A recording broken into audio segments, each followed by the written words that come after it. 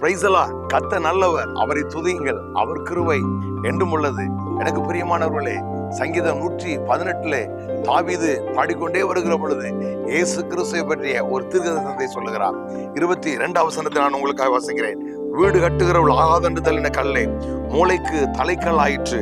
அடுத்த வசனம் சொல்லுகிறது, அது கர்த்தராலே ஆயிற்று, அது நம்முடைய கண்களுக்கு ஆச்சரியமாக இருக்கிறது. ஆம் பிரியமானவர்களே, உறவுகளால், சுற்றியுள்ள மக்களால், உங்களால் நேசித்தவர்களால், நேசிக்கப்பட்டவர்களால் நீங்கள் புறக்கணிக்கப்படுகிறீர்களா? ஆமை, ஒரு நாள் கவலைப்படாதீர்கள். மனிதர்கள் உங்களை ஆகாதென்று சொல்லி தள்ளிவிடலாம், உங்களை பழித்து பேசலாம், உங்கள் மேல் இல்லாததை பொல்லாதை சொல்லலாம். ஆனாலும் சங்கீதக்காரன் சொல்லுகிறான், வீடு கட்டுறவளால் தள்ளப்பட்ட கல்லே மூளைக்கு தலைக்கல் ஆயிற்று. நீங்கள் யாரை அதிகமாக நேசிக்கிறீர்களோ அவர்களே சில வேளைகளே உங்களுக்கு எதிராக செய்யலாம். ஆனால் எல்லா சூழ்நிலையிலும் கர்த்தரை பற்றி கொள்ளுங்கள், அவருடைய வார்த்தையை விசுவாசிங்கள். நிச்சயம் ஆகாதென்று தள்ளின கல்லை மூளைக்கு தலைக்கல்லாய் மாற்றினது போல உங்கள் வாழ்க்கையில எல்லாரும் கண்டு ஆச்சரியப்படத்தக்க வகையில தேவன் உங்களை உயர்த்த வல்லவராக இருக்கிறார். உங்களுக்காக நான் ஜெபிக்கிறேன். நல்ல பிதாவே, நன்றியோடு நாங்கள் ஸ்தோத்திரிக்கிறோம்.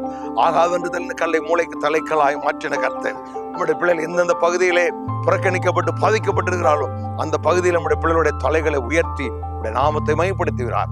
இயேசு கிறிஸ்துவின் நாமத்தில் பிதாவே, ஆமென். God bless you.